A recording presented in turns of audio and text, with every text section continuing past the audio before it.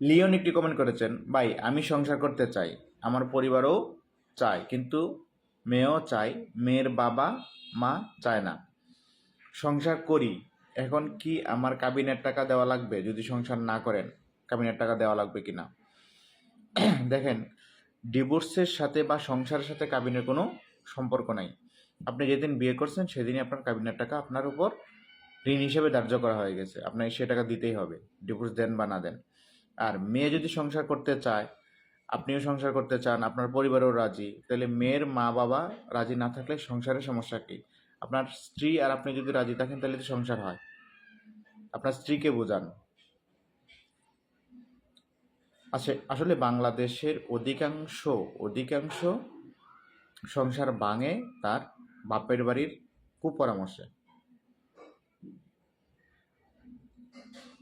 সবগুলো যে ভাঙে আমি সেটা বলছি না, যে অধিকাংশই। তো যে মহিলাগুলা বাপের বাড়ির চিন্তা করে সে মহিলাগুলা সংসার করতে চায় না। আশা করি উত্তরটি পেয়েছেন।